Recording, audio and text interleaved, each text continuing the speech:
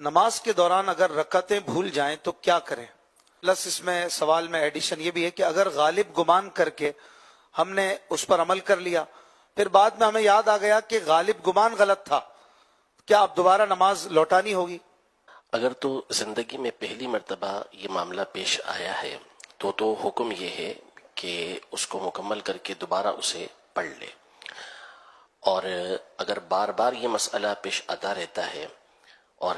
ظن غالب اس کا ہو جاتا ہے کہ کون سی رکعت ہے تو ظن غالب پر عمل کرے گا، یعنی غالب خیال اس طرف جم جاتا ہے کہ یہ دوسری یا تیسری رکعت جو بھی ہے اس کے لحاظ سے عمل کرے گا، اور کسی طرف بھی خیال نہیں جم رہا تو اب حکم یہ ہے کہ جو کم ہے اس کا لحاظ کرے، اس پر بنا کرے نہیں، اس کا لحاظ کرے۔ مثلا اس میں شک ہے کہ 2 پڑھی ہیں یا 3 پڑھی ہیں تو پھر 2 سمجھے اسے، اور اس میں پھر تیسری رکعت میں بھی قاعدہ کرے۔ جیسے 4 رکعت والی نماز پڑھ رہے، اب اس بات کا شبہ ہو گیا کہ یہ تیسری رکعت ہے یا چوتھی رکعت ہے، تو اب تیسری رکعت اس کو سمجھے اور تیسری رکعت میں بھی قاعدہ کرے، چوتھی رکعت میں بھی قاعدہ کرے، اور پھر اس کے بعد سجدہ سہو کرے۔ یہ حکم ہوگا اس کا۔ اور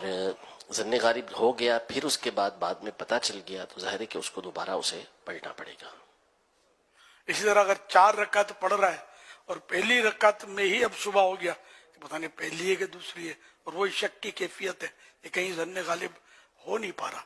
تو اب اس پہلی رکعت کے بعد اگرچہ وہ پتہ ہی نہیں نا پہلی ہے دوسری، تو قاعدہ کریں گے، اب دوسری پڑھیں گے۔ تو اب یہ دوسری میں شک ہے کہ شاید یہ دوسری ہی ہو، تو اس لیے اب اس میں بھی قاعدہ کرنا ہے۔ پھر تیسری، تو پتہ نہیں تیسری کہ چوتھی ہے، وہ شک کی تو چین بنی ہوئی نا، تو اس میں بھی قاعدہ کریں گے۔ اور اس کے بعد چوتھی، ہو سکتا ہے 5ویں ہو، تو اس میں بھی یہاں قاعدہ کرنا ہے۔